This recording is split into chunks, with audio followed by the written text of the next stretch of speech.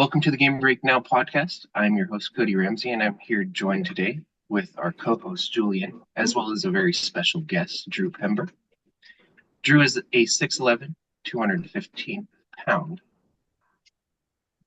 graduate from UNC Asheville. He'll get into a story of where he's playing this coming season here very shortly. Drew may be the most decorated player, if not the most decorated player in UNC Asheville history. Some of his accolades include two-time Big South Player of the Year in 2023 and 2024, a two-time Big South Defensive Player of the Year in 2022 and 2023, 3 first-team All-Big South, as well as Big South Tournament MVP in 2023. Thank you for joining us today, Drew. No, thank you. Appreciate you getting up early for me. You know, we make it work here on the podcast. Hey, I like that. All right, Drew. So what I want to do is kind of get a little bit of background story of who you are, what really led you to this point. Tell me about your basketball journey so far, what got you interested in the sport, and how your passion has developed over the years. All right, so I'm a Tennessean, not from Knoxville, Tennessee, born and raised. Went to Bearden High School, won a state championship there. My dad played he played basketball at Carson Newman. I don't know if you've heard of it or not. It's a college out in Johnson City. It's close to Tennessee. It's Eastern Tennessee, not too far from Knoxville. And he actually played at the rival school of Bearden, which is Farragut High School. So he played there. I just got into it with him. I mean, I just, when you're younger, you always play, a sport. You play every single sport when you're younger. Baseball, soccer, basketball, swimming, I played flag football. I didn't really play football, but and then I guess I finally, I think sixth grade was like when I finally had cut out all other sports and just focusing on basketball. And then I just played on local AAU teams. I didn't travel, a whole lot until about I think it was my freshman year of high school.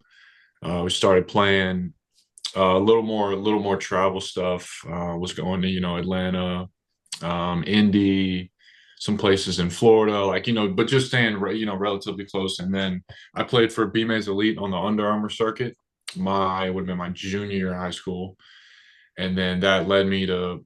I played with Jaden Springer, and which he was a top 20. I can't remember what recruit or whatever. So there were a bunch of coaches who want to watch him. So playing alongside him obviously helped my recruiting a ton. And then when I got an offer from Tennessee, it's like, why would you not want to go to your hometown school, hometown kid, all of those things. So I went there for, 2 years and, basically got my ass whooped just from a standpoint of not understanding like work ethic and working outside of practice and eating and everything that goes into being a good being actually a good basketball player. So after that, I kind of took everything. When I decided to transfer, I took everything I learned at Tennessee, moved it over to Asheville, and then as I went, I think it took probably, well, it might have been like 6 to 8 months until they started running the offense through me a little bit more there and just having 5 out and just space to do stuff. And that's kind of where I developed a little bit of confidence while I also getting on the floor helped too. So, and then, yeah, I guess the rest is history. Just had a slew of really, really good teammates that I got to play with that are, some of them are playing professionally now that I still keep up with. And then I signed with this club out in Israel probably 3 weeks ago, maybe 3.5 weeks ago. I got out here about a week and a half, and yeah, that's where I'm at now. Easy. I love so I know this isn't on the list, but I'm just curious, how hard was it to leave Tennessee? Because you mentioned like you're a hometown kid, your dad has roots there. Like, Yeah, I mean, Asheville's not, you're not going across the country or anything yeah, like that. But yeah. how hard was it for you to be like, man, like it's not working here. Like I really got to go somewhere else. Um, I think it was honestly, and this isn't a shot at my parents, but I think it was harder for them for me to leave more than me. So it was between Grand Canyon, it was between Asheville. So it was like be on the opposite side of the country or it was be close. And Asheville was close enough to where I wasn't really away from home. If that makes sense. Like a 2 hour drive, you can make that and you could go down and back, 4 hours round trip and you could still enjoy. You could leave at 8 a.m. and get back at 10 p.m. and you could have a whole day in either one of those cities. So it wasn't really. I mean, yes, it was difficult, obviously, because everybody at Tennessee, they had nothing but love for me, and they still do, and there'll still be comments on my posts like GBO, Vol for Life, all that stuff. But it wasn't. I'd say it was probably harder for my parents than it was for me because I was just kind of ready for a new opportunity, new experience, and also too. So my best friend Trent Stephanie, who was at Asheville for all 5 years. He was like I met him middle school. We've been best friends ever since. He'll be the best man at my wedding. Like so he was there at Asheville. So during when I left Tennessee, he was like not middlemanning, but he like I was asking him like like what's it like there? What do you guys do? And he had nothing but good things to say. So I kind of just trusted him and went with it and went off of what he was telling me, and it obviously turned out great. Shout out to Trent because Yeah, shout out. you may have made the UNC greatest player, UNC Asheville greatest player. If Trent didn't intervene there, we Yeah, maybe. who knows what would have happened. So, in looking at kind of your basketball journey itself, did you hit a crazy growth spurt at a certain point? Yeah. Because what are you listed at right now? Is it 6'11"? I was gonna ask So that too. here, yeah, I'm pretty sure I'm 6'11". I've heard anything from 6'9" to 6'11", and here it's in meters, so I'm 2'11", like 2'10", I don't know. You just Yeah, go with it. I just go with basically whatever they tell me that I'm listed at. But so my freshman year of high school, I was like 5'11", 5'10", 6 foot. And then for my freshman and my sophomore year, I went from that to 6'6". So that and then over the years, I've gradually just gotten taller, taller, taller. So I went from like 6'6" to 6'8", and then 6'9", and then obviously 6'10", 6'11". But yeah, that jump from my freshman, my sophomore year was like, and it was nice too because I'd always been working on guard skills, and then all of a sudden I just hit this huge growth spurt, and I'm like, well, just going to keep doing what I'm doing, and that's I think one of the reasons why I'm still able to be as fluid as I am, being as big as I am. I love that. I'll jump into the next question here. So speaking of working on guard skills, you kind of just you set up the transition for us, man. You're making our Hey, jobs a lot easier. I'm trying. Who was your favorite player growing up? And along that, like who'd you model your game I mean, if you go like way back, Larry Bird, we used to watch his highlights all the time when I was younger. That's who my dad like watched, so him obviously, Dirk is a big one. And then Kevin Durant. Like those are like if I had to do a three of like my favorite, those three for sure. I have like a vivid memory of like the Mavs when they beat the Heat in like my living room back home, like watching that series. Like I have a vivid memory of like Dirk going crazy, and that's like a core memory for me as a child. So um, if I had to say, if I had to give you one, I mean, obviously I'd love to be Kevin Durant, but I'm not.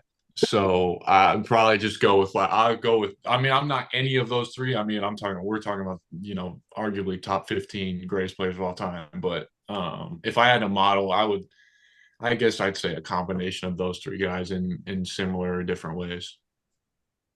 I see a pattern here. the stretch big. Kevin Durant isn't big. I will argue anybody with that. That dude is 7 foot, but he's a stretch big and he's amazing. Yeah,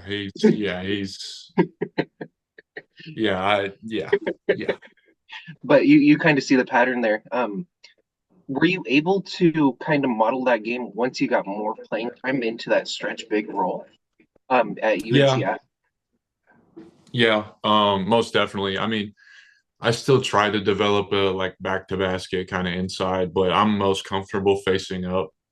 And especially too, like I got way more I got a lot more reps at Asheville with back to basket, just the way our offense was and some plays that we ran for me and things like that. So and then, too, when I started getting double team, like basically as soon as I not as soon as I got to Asheville, but as soon as conference started is when I started seeing double teams more and more, and then I got more comfortable with that. And I like to pick defenses apart and do all that stuff. And so that is always fun for me when I get double team. Like sometimes it takes me a little bit too long to understand where they're coming from and what they're doing, but that part of it is always fun. And then the two offenses are a little bit just a little bit different. Like Tennessee, they run two bigs and it's block to block, that type of stuff. But Asheville's basically all five out, all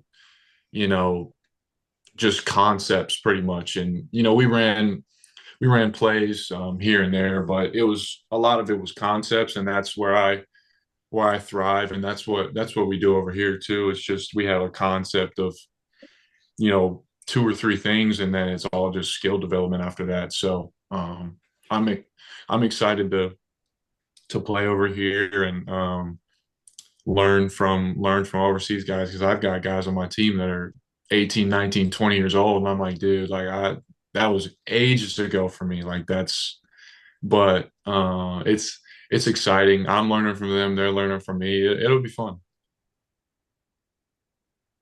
Sounds like a match made in heaven. If they can replicate what you were doing at UNC Asheville, it's going to be a very, very, very solid career. Let me just I say hope that. so. I hope so. It'd be nice. Uh, this is off topic a little bit, but since you're playing over there, as you know, Pat Bev is over there now. Yeah.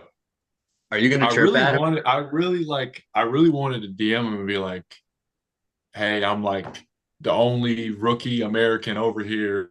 Like, I'm gonna be playing against you. If you want to, like, just basically at like, just I guess introduce myself and saying something. But at the same time, he probably gets millions of DMs from random people all the time. But I'll play against him. And I'll talk to him, and we'll compete, and we'll go from there. But I would, absolutely love to learn from him. A lot of people have mixed feelings about him, but I mean, you can't lie. He's been in the NBA for 10 plus years. Like you can't argue with those facts. So he'd be a cool vet to learn from. Pat Bev, or if you're watching this, please reach out to Drew. I wish. I wish, man. So, I know you spoke to what got you into the sport earlier. Tell me about your basketball journey from the high school level. I know that you were the number 7 rated player out of Tennessee. So tell me what that journey was like. You said that you were on the Under Armour circuit and you played with Jaden Springer. Tell me a little bit about that recruiting process and what kind of led you to Tennessee ultimately. That was really cool. I'm not big into like rankings and stuff, and like I'd never been a guy to pay attention to those numbers, and because at the end of the day, I just feel like they're all opinions, like they're not. But that's outside of my forte. So, but I mean, being on the Under Armour circuit was a lot of fun. You played teams from played Ohio C2K and Atlanta Expo. I played against Anthony Edwards, and so like I've been playing dudes my whole ever since high school. I've been playing dudes, and so that experience and seeing, all these different players from all across the country and now, all across the world. It's really cool to learn and to see people, that are from different backgrounds and, different societies and have all these different habits and different ways of doing things. And so, I mean, the recruitment process um, it was pretty, simple.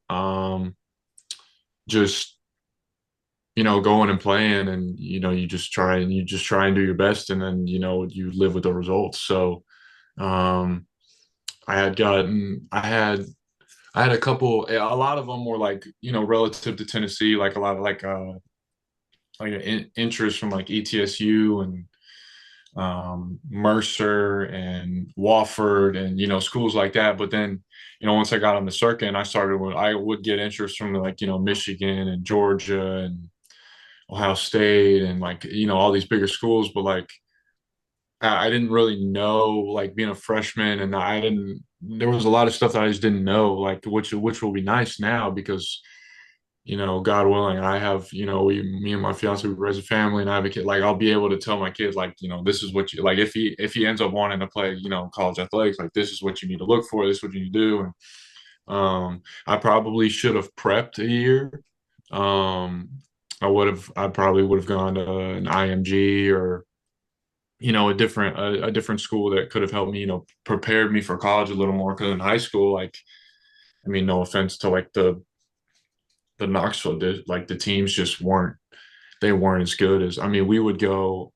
I mean, I had three guys that all played that are, one of them still, Quez is at Ohio State. Trent played at Asheville. I played, and then we had two dudes that play college football. So it was like we were going in every night knowing we were going to win by 30 and 40. Like we didn't even have, like, I don't want to say we didn't have to try, but like that's because that would be, disrespectful to all their teams. But like it was, I mean, it was essentially easy. So then when you go from that to college, especially in the SEC, where they're bigger, faster, stronger, smarter, everything, it's like I got fried.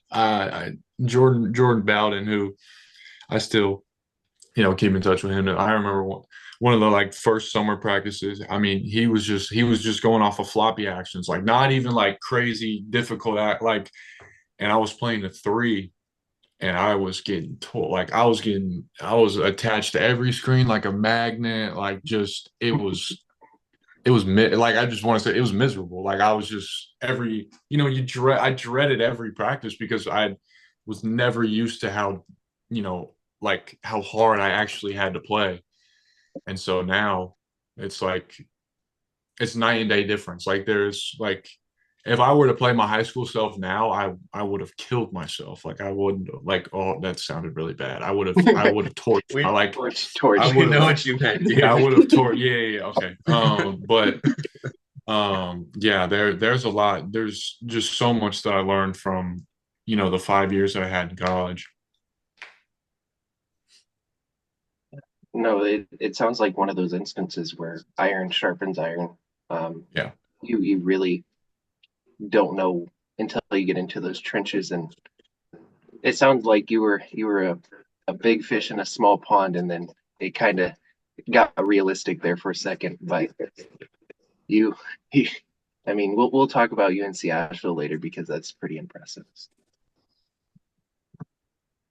I mean, I love how like candid and honest you are about it, dude. Like, not many guys would hop onto a podcast and say, "Hey, I was not ready for college and I got crushed." You know, like, Oh yeah, I mean that's like the authenticity of it. Like that's just like I can't sit here and lie to you. Like I'm not. It's just not what I'm gonna do. Like that's part of that and made me who I am today. So it'd be a disservice to you guys if I didn't just completely tell you like what actually happened. I mean, it speaks to your humility and kind of like willingness to, work on yourself. Because a lot of guys would have completely shut down on the sport after something like that. Facing adversity. And we see it all the time, especially in an era where like guys, actually, this leads me to a hypothetical question. I mean, the transfer portal was different when you started. Um,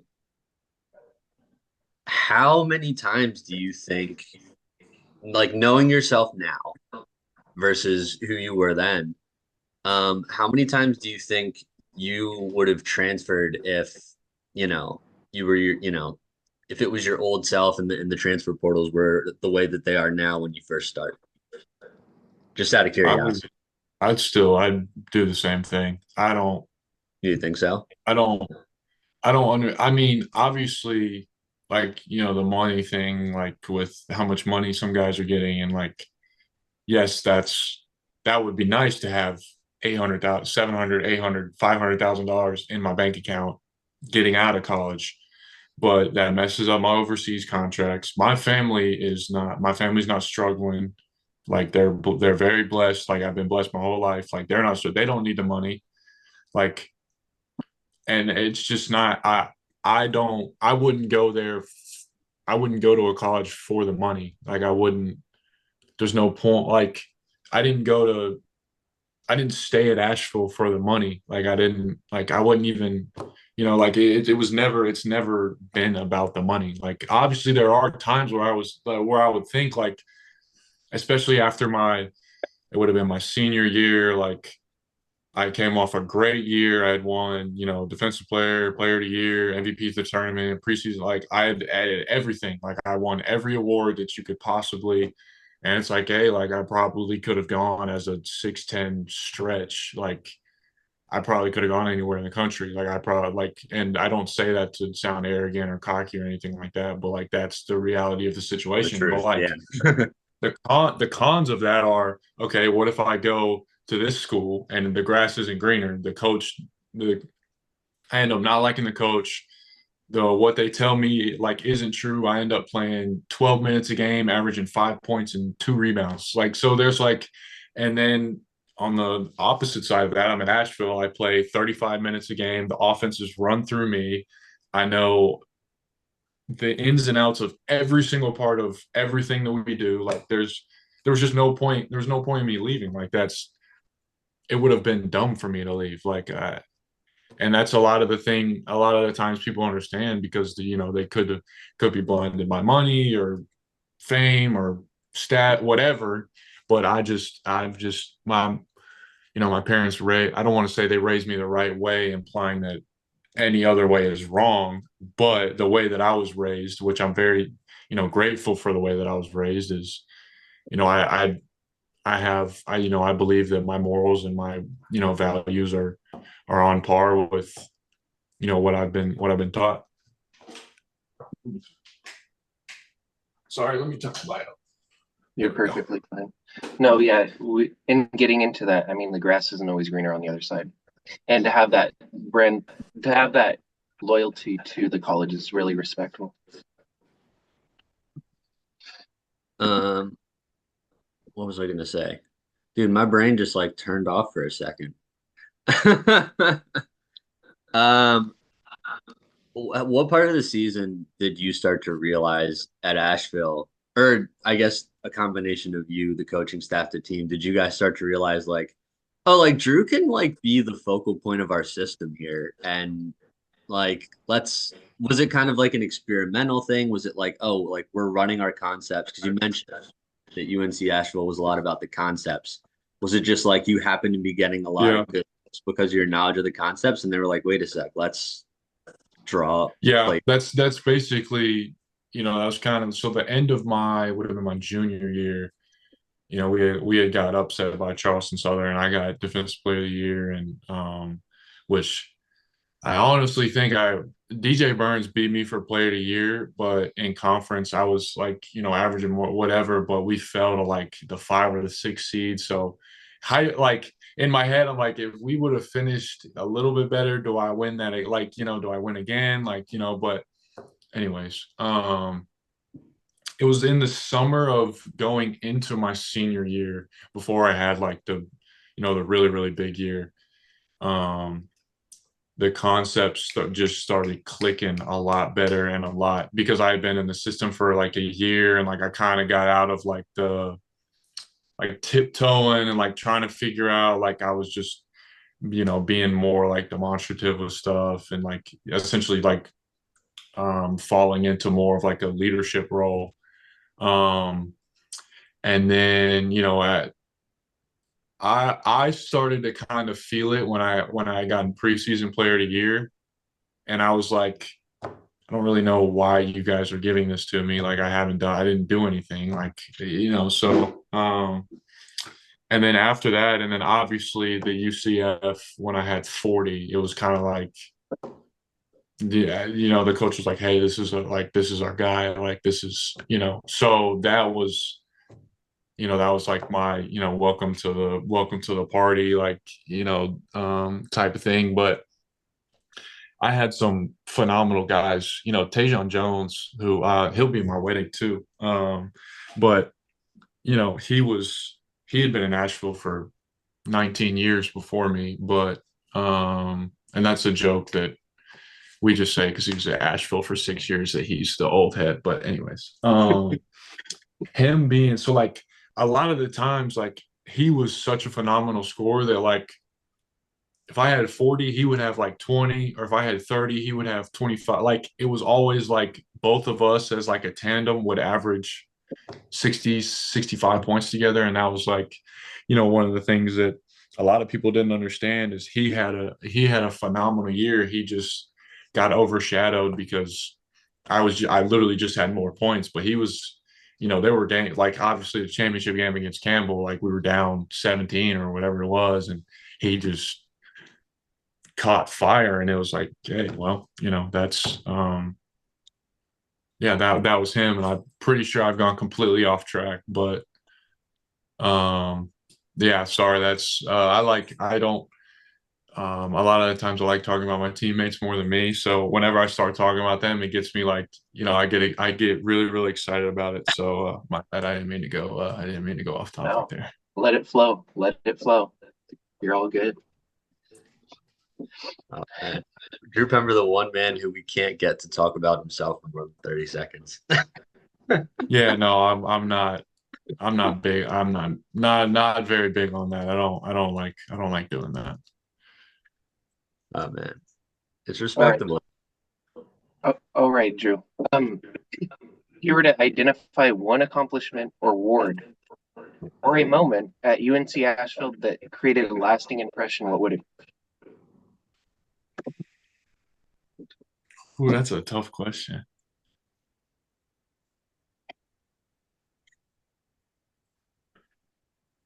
You talking about just like a performance or like just strictly an award? All right, we can split it into two. Okay. Okay. So obviously, the like player of the year, defensive player of the year. When I got like I guess you call it the triple crown, whatever you want to like. When I got defensive player of the year, and that was and like winning the champion. That was like those awards were like obviously, but like performance, it's hard to for me. I've got three that like, well, I guess four. No, there might be five. There's five I can think about in my head. My first 40 ball against Radford. That would have been that first junior year. That was actually, yeah, now that I think of it, that was the point where they're like, okay, we need to run through Drew. But so that one, then the UCF one was big because it was like first game, like the obviously when I had 48, that one I said like, but then the triple double against App State, which was like, I don't want to say our team was like crumbling, but like we needed to get that, like we needed that win. That we were like, 5-4, and they were like 9-2. Like they were like a top. Oh, a top. They had beat Auburn. Like, so that was when I had. I think it was like 11, 15, and 12 or so, whatever it was. And then in the tournament, Gardner Webb, when I had the 30-point triple double. This past. See, that was really good. That was pretty cool. So it's hard to say. I don't really have a. But like there's three other like performances, not this is okay, this is just not me talking about, but like Tajon's run in the championship game when Josh hit 10 threes in the first half against App State, which is why I got the triple double. And then Fletch had 20 at Longwood as like the last game of the year, like, and it was in their like they built a new arena, so we didn't have to. So like it was their last game in their old arena, and Fletch, he had like the flu, like I don't know if he had the flu, but he was like sick, and he like drove up the day of the game and just went and had 20 on like 8 of 9 shooting, like 5 of 6 from like it was incredible. But um those three were I enjoyed those more than my myself. But anyways,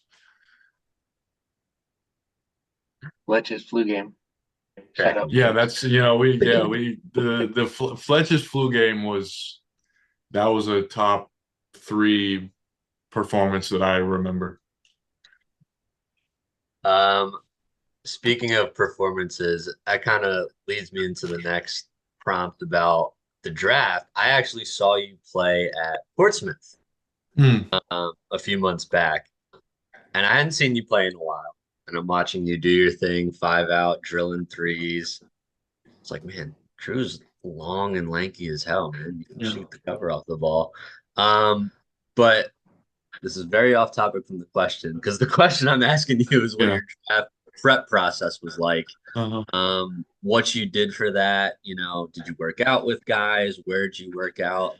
And kind of like how Okay. did you approach that whole process? Because you were kind of like, you're one of the people who was like a senior who was leaving Yeah. and didn't really have a choice of going back to school. So Mhm. what was it like kind of like knowing you were entering the draft and like going through the draft process, that way?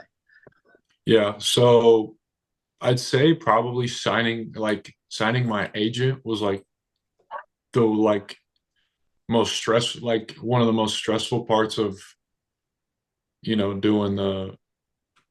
I guess that process, but he was great. So basically, so I had Reese's, I had Portsmouth, I had all that stuff, which I was working out at Asheville for, like we're getting ready for that. And then I would so after I graduated and got that, so I flew up to the agency is ADS, it's ADS Sports Management. So and it's in Minneapolis. So I went up there. I had a condo. I worked out at this place called Training House. It's like right next to the Vikings facility. So I'd work out and lift there, do agility, all that stuff. And then I go work out with Reed OC. I don't know if you guys know who that is, but he's a trainer up there, pretty well known up north. Works out with Paige Beckers and a lot of a lot of people in up north know who he is. I think he was in New York with DJ Sackman for some time. So I just work out with there, and then I'd fly from Minneapolis to these workouts. Worked out with the Clippers, the Kings, the Jazz, the Bucks, the Mavs, the Hornets, the Lakers, the Timberwolves, and the Cavs. I think I got I don't yeah, but that so it was just yeah, I would just work out and then I'd just fly back and forth between those workouts and I'd work out and then have an interview and then I'd fly back home and once I got done with those workouts, I had a couple of days home and then that's when that's when I went to summer league. And I was with the Hornets for a week. And then as soon as I got to Vegas, and then I got my agent called me after a practice with the Hornets, like you're going to Memphis. And I was like, okay, cool. So yeah, that was basically my summer was all basketball. And then I had, um, after summer league, I had about 2.5 weeks at home, maybe 3 weeks at home. then I signed here and flew over here, relatively close to signing that contract, and now I'm going to be here for 9 months. That's awesome. amazing. That's amazing to hear.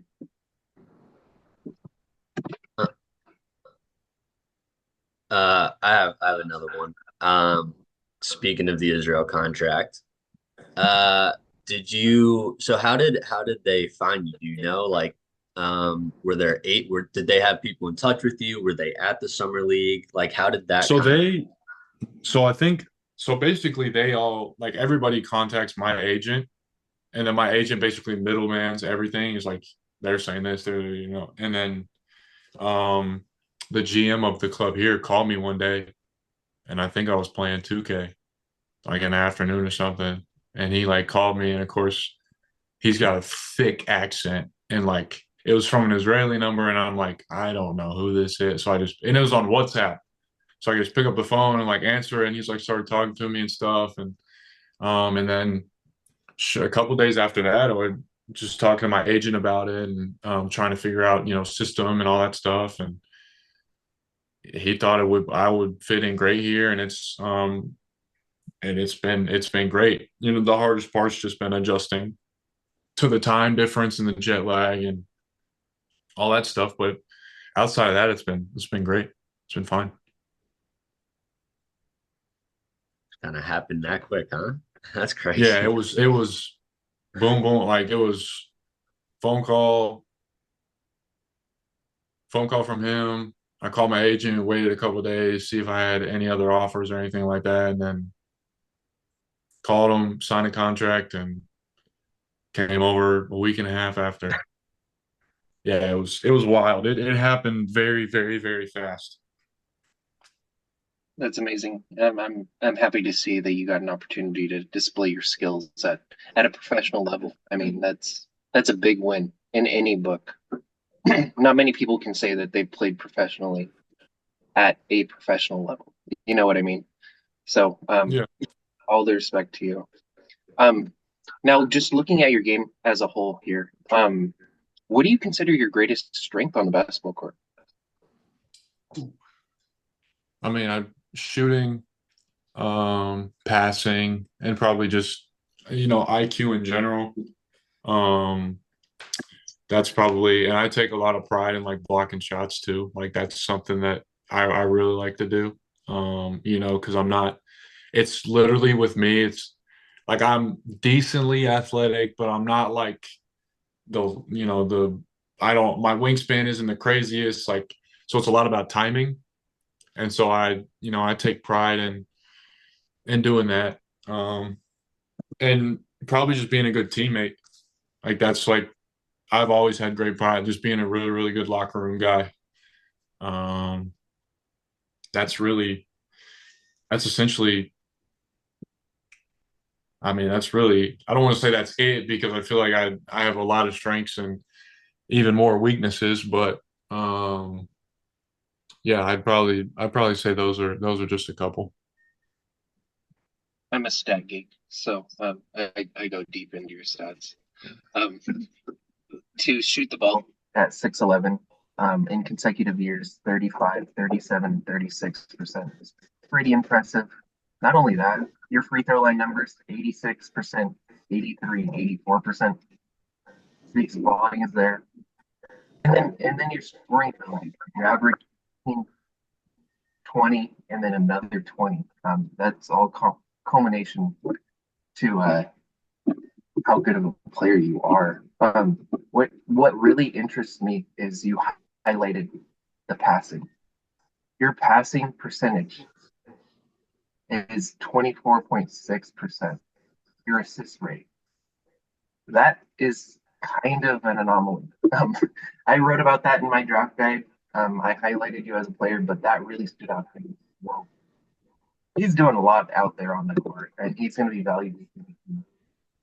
Now, looking at the next question here, what do you feel like you need to improve on the most, and what steps are you taking to try and improve on those? I would say everything like physically, just with my body in general. I feel like I've been God given enough with the skill and the attributes to shoot and handle the rock and hold on, and do all of those things. Sorry, it's getting dark over here, but like shooting, being able to. So I'd like to play at 220, 225. That would be nice. Just being faster, stronger in general. Being able to body up guys, pushing myself more defensively than offensively, just because I've shown that I can do everything offensively, but I really, really want to be able to do it I'd rather do it on defense more because the offensive stuff comes a little bit more naturally to me. Um, so and just to dumb that down, basically just, getting stronger and being more physical is kind of what I'm throwing all my cards into. It's just my body just in general, just eating food, speaking with a nutritionist, getting stronger, and yeah, just that's really it. Just and I think over here too, um, I think from what I can tell, it's a little bit more physical than, some of the stuff back home. So that'll be good too. That I'll be able to adjust to that like every single day. So that'll be good. And then that because you can adjust to stuff like that naturally too, like as just in practices and in games in general, the more physical stuff that I'm feeling now will be normal soon, which is nice. And so yeah, there's a lot of pros to be being over here and playing over here. So I'm ready to learn a lot. Uh, just to follow up on that, like, what about the style of play? I mean, obviously you haven't played in like an official game yet, right? Um, but like throughout practice and kind of, learning their system, like what about the style of play is different from what you've seen so far over there versus what, you dealt with at UNC Asheville and Tennessee? There's actually not a lot of differences between here and Asheville. It's more of like the same, like the big kind of controls, um, the gist of what we're doing. And it's honestly not that different than college. Um, I just don't like it's just yeah, obviously I haven't been in a game yet, so I don't know what some of that stuff looks like or feels like. But if we revisit it in 2 3 months when I'm a couple games in, I'll be able to. But because every team is different, over overseas, so there's not a ton of standing. There's not a ton of like just watching, the point guard or whoever just ISO, which is very different from the league and stuff like that. So I don't know. We'll see. I Yeah, gotta I gotta put a pin. I gotta put a pin in that one. I did figure that you wouldn't have as much of a definitive answer. I Yeah. was just curious based on like so far if you were Yeah. noticing anything. Hmm. Um, let's see. What are so when first off, when's the season start? Bro, I don't I don't know. Like I have 3 games and that's like all that I've like I couldn't tell. And like my family's asking me like, like when's the game start? I'm like, dude, I haven't been given it. Like I'm just literally showing up to practice at 2 p.m. every day and working, and then I go home and that's it. Like I'm not looking into the future. I don't know. I think we play a series of like 3 games. It's like some cup in the beginning. I think it's beginning of September. But dude, I couldn't. I knew this question was going to come, and I didn't know how I was going to answer it. So that's my answer. I don't. Wait, I got so nothing. quick follow-up because I know Cody has a couple more questions. Does that mean there's a chance you show up to work one day and they're like, All right, Drew, game tomorrow. Well, okay, no, because they do send the schedule, like they send the week schedule. So Okay. I'll know that part of it, but yeah, I've been trying to adjust. It's been a quick turnaround. I'll tell you that much. Uh, that's That- like me with school starting, dude. Oh my gosh. I'm so happy I don't have school anymore though. I I'm started done on with that. started. Definitely. What was your major, Drew? When you were going to school? Finance? Finance. Nice. Mhm. That's amazing. I think Julian, you're currently enrolled, correct? Yeah, I'm a Temple boy starting on Okay. Monday. Yeah. Oh wow. Good for you. It's funny because like my sister's in school at Tennessee and she's a psychology major and she's like of course as soon as I go to her, she's like, man, I just think it's so funny that you went to school for 5 years and you're not gonna use your degree. And I was like, you know what? Like I can't even and we bicker back and forth and both of us are very sarcastic people. Like so, we get on each other's nerves and stuff. But I was like, I don't even know what to say to that because she is 100% right. Hey, you tell her that now you're going to be financially responsible because of your degree. You'll be able to take Yeah, your job. I would like to say I'm financially responsible, but as of right now, I'm not because I just keep buying shoes. And so, but we'll figure it out. That's All right. what my fiance is gonna help me with that. She's been great. So she'll help with all the finance. I'm basically just gonna give her all my money and be like, you can just have it. So I'll I'm looking forward to giving her all the money. So amazing. Um, so one of the final questions here. What are you looking forward to the most in starting your professional career? Probably just learning from overseas, like just learning how different everything is, and also just seeing the world in general. Like I never like if I didn't play basketball, I'd still be in not like it'd still be in Knoxville. Like I'd probably be working at Best Buy or something. Like I don't know. Basketball's allowed me to see the world and travel the world and meet all different guys. Like 95% of my friends are all bad. Like they all hoop. Like that's and I wouldn't want to say I wouldn't have any friends, but like I would have a significantly less. I would have a lot less friends, just to put it that way. That's the greatness of basketball. That opens up those doors for those connections. And you broadening your horizon to Israel, I'm sure will be insanely beneficial to everything. Absolutely. Hmm. Julian, do you have anything else in here? You have any other questions for Drew? This is a random one just before we wrap up. What's your favorite tattoo that you have? I'd probably say the eye. It's not done yet, but so this is my fiance's eye.